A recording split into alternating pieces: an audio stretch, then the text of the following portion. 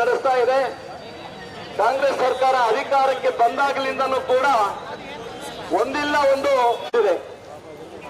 ಆ ಒಂದು ಹೋರಾಟವನ್ನ ಇದುವರೆಗೂ ಚಿಂಬ್ಲಾಪುರ ಏನು ಭ್ರಷ್ಟಾಚಾರವನ್ನ ಮಾಡಿದರೆ ಅದು ಹೊರಗೆ ಬರಬೇಕು.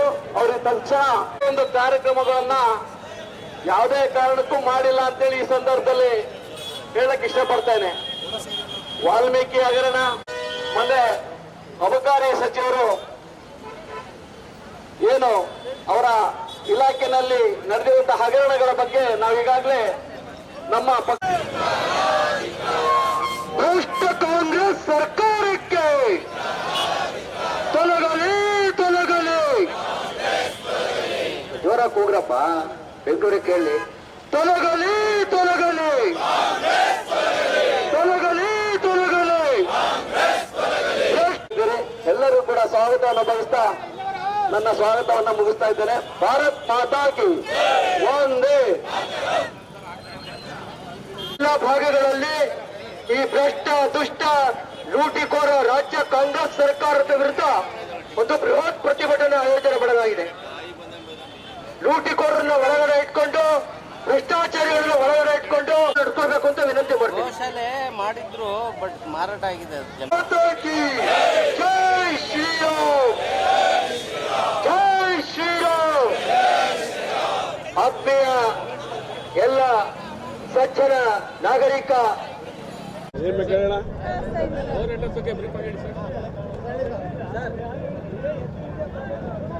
ವಿಧಾನಸಭಾ ಅಧಿವೇಶನದೊಳಗಡೆ ಭ್ರಷ್ಟಾಚಾರಿ ತಿಮ್ಮಾಪುರ್ ಅವರನ್ನ ಮಂತ್ರಿಮಂಡಲದಿಂದ ಕೈ ಬಿಡಬೇಕು ಅಂತ ಒತ್ತಾಯ ಮಾಡಿದ್ವಿ, ಆಗ್ರಹ ಮಾಡಿದ್ವಿ, ಹೋರಾಟಗಳನ್ನು ಮಾಡಿದ್ವಿ. ಹೋರಾಟಕ್ಕೆ ಯಾವುದೇ ಬೆಂಬಲವನ್ನು ಭ್ರಷ್ಟ ಕಾಂಗ್ರೆಸ್ ಸರ್ಕಾರ ಅವಕಾಶ ಮಾಡಿಕೊಟ್ಟಿಲ್ಲ. ಹಾಗಾಗಿ ಅದಾದ ನಂತರ ಎರಡನೇ ಅವಕಾಶ ಇರುವಂಥದ್ದು ನಾಗರಿಕರ ಮುಂದೆ ಹೋಗಬೇಕಾಗಿರೋದು.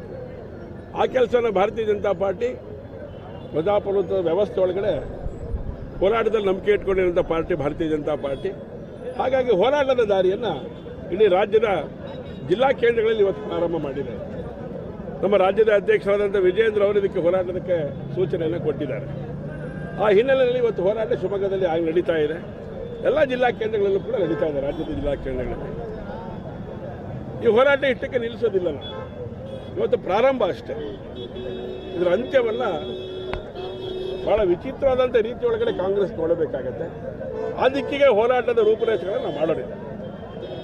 ಹಾಗಾಗಿ ಭಂಡತನದ ಸರ್ಕಾರ ಇದು. ಯಾರ ಮಾತಿಗೂ ಡಾಕ್ಯುಮೆಂಟ್ ಸಬ್ಮಿಟ್ ಮಾಡಿದ್ರು ಕೂಡ, ಯಾಕೆಂದರೆ ವಿಧಾನಸಭೆ ಒಳಗಡೆ ಡಾಕ್ಯುಮೆಂಟ್ ಸಬ್ಮಿಟ್ ಮಾಡಿದ್ರೆ ಅದು ಡಾಕ್ಯುಮೆಂಟೇ. ಆ ಡಾಕ್ಯುಮೆಂಟನ್ನು ಉಲ್ಲಂಘನೆ ಮಾಡ್ತಾರೆ ಇವರು. ಆ ಡಾಕ್ಯುಮೆಂಟು ಇದಕ್ಕೆ ಸಂಬಂಧ ಇಲ್ಲ ಅಂತ ಹೇಳ್ತಾರೆ. ಅದರೊಳಗಡೆ ಏನು ದಾಖಲಾತಿಗಳು ಇಲ್ಲ ಅಂತ ಹೇಳ್ತಾರೆ.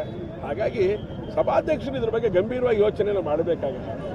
ರಾಜ್ಯ ಸರ್ಕಾರ ಹೇಳಿದ್ದೆಲ್ಲ ಮಾಡುವಂಥ ಸಭಾಧ್ಯಕ್ಷರ ನಡವಳಿಕೆ ಇದೆಯಲ್ಲ, ಎಲ್ಲೋ ಒಂದು ಕಡೆಗೆ ಪ್ರಜಾಪ್ರಭುತ್ವ ವ್ಯವಸ್ಥೆ ಒಳಗಡೆ ಆ ಜಾಗವನ್ನು ಪ್ರಶ್ನೆ ಮಾಡುವಂಥ ಸ್ಥಿತಿ ಇವತ್ತು ನಿರ್ಮಾಣ ಆಗ್ತಾ ಇದೆ ಅಂತ ಹೇಳಿದ್ರೆ ಸಭಾಧ್ಯಕ್ಷರು ಇದನ್ನು ಯೋಚನೆ ಮಾಡಬೇಕು ಗಂಭೀರವಾಗಿ. ಯಾಕೆಂದರೆ ರಾಷ್ಟ್ರಪತಿ ಅಂಕಿತ ಹಾಕಿರುವಂಥ ಒಂದು ಕಾನೂನು, ಅದರ ವಿರುದ್ಧವಾದಂಥ ಒಂದು ನಿರ್ಣಯ ಮಾಡಬೇಕು ಅಂತೇಳಿ ಸಭೆಗೆ ಬಂದರೆ ಆ ಸಬ್ಜೆಕ್ಟು ಆ ಸಭೆಗಳ ನಿರ್ಣಯ ಮಾಡಿಸ್ಬೇಕು ಬಿಡಬೇಕು ಅಂತ ಯೋಚನೆ ಯಾರ್ದು?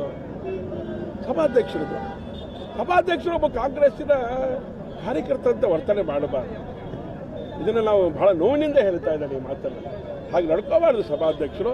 ಯಾಕಂದರೆ ಸಭಾಧ್ಯಕ್ಷರು ರಾಷ್ಟ್ರಪತಿಗಳ ಅಂಕಿತಕ್ಕೆ ಎಲ್ಲೋ ಒಂದು ಕಡೆಗೆ ಧಿಕ್ಕಾರ ಹಾಕುವಂಥ ರೀತಿ ಒಳಗಡೆ ಈ ಸಭೆಗಳಾಗಿರುವಂಥ ನಿರ್ಣಯ 14 ದಿನಗಳ ಕಾಲ ನೋಟಿಸ್ ಕೊಡಬೇಕು ಅಂತ ಹೇಳುತ್ತೆ ಕಾನೂನು. ಅದು ಯಾವುದೂ ಮಾಡಲಿಲ್ಲ. ನೆನ್ನೆ ಅದೆಲ್ಲದನ್ನು ಕೂಡ ನಾವು ಮಾಡಿಕೊಂಡಿರೋಂಥ ಕಾನೂನಲ್ಲಿರುವಂಥ ಅನೇಕ ಸಂಗತಿಗಳನ್ನು ತಿಳಿಸೋ ಕೆಲಸನೂ ಕೂಡ ನಮ್ಮ ವಿರೋಧ ಪಕ್ಷದ ನಾಯಕರಾದ ಅಶೋಕ್ ಅವರು, ಸುನಿಲ್ ಅವರು ಮಾಡಿದ್ರು ಕೂಡ ಅದನ್ನು ಗಾಳಿಗೆ ತೂರಿ ಸಭಾಧ್ಯಕ್ಷರು ಈ ಒಂದು ಇದಕ್ಕೆ ಚರ್ಚೆಯನ್ನು ಮಾಡಿ ಕೊನೆಗೆ ಉತ್ತರವನ್ನು ಸರ್ಕಾರ ಕೊಡಲಿಕ್ಕೆ 5 ಗಂಟೆ ಕಾಲ ಒಳಗಡೆ ಮಾತ್ರ ಚರ್ಚೆಗೆ ಅವಕಾಶ ಇರೋದು. ದಿನಗಟ್ಟಲೆ ಚರ್ಚೆ ಮಾಡಿಬಿಟ್ರು. ಹಾಗಾಗಿ ಇದು ಕಾನೂನು ಬಾಹಿರವಾಗಿರುವಂಥ ನಿರ್ಣಯ ಅನ್ನುವಂಥ ಸಂಗತಿಯನ್ನು ನಾವು ಉಲ್ಲೇಖ ಮಾಡಿದ್ದೇವೆಲ್ಲ. ಕಾನೂನು ಬಾಹಿರವಾಗಿರುವಂಥ ವರ್ತನೆ ಸಭಾಧ್ಯಕ್ಷರ ಮೂಲಕನೂ ಮಾಡಿಸುವಂಥ ಸ್ಥಿತಿ ಕಾಂಗ್ರೆಸ್ಸಿನ ಸ್ಥಿತಿ. ಒಂದು ಕಡೆ ರಾಜ್ಯಪಾಲಿಗೆ ಅಪಮಾನ, ಸಂವಿಧಾನದ ವಿರೋಧಿ ನಡೆ. ಇನ್ನೊಂದು ಕಡೆ ನಮ್ಮ ವಿಧಾನಸಭಾ ಅಧ್ಯಕ್ಷರಿಗೂ ಕೂಡ ಸಂದಿಗ್ಧ ಪರಿಸ್ಥಿತಿಯನ್ನು ತಂದು ಈ ನಿರ್ಣಯವನ್ನು ಮಾಡಲೇಬೇಕು ಅಂತೇಳಿ ಆಗ್ರಹ ಮಾಡಿದಂಥ ಪರಿಣಾಮ ಇವತ್ತು ಈ ನಿರ್ಣಯ ಮಾಡಿರುವಂಥದ್ದು. ಇದು ನೀತಿ ನಿಯಮವಿಲ್ಲದಂಥ ನಿರ್ಣಯ ಅನ್ನೋಂಥ ಮಾತನ್ನು ಈ ಸಂದರ್ಭ ನಾನು ಹೇಳಲಿಕ್ಕೆ ಇಷ್ಟ.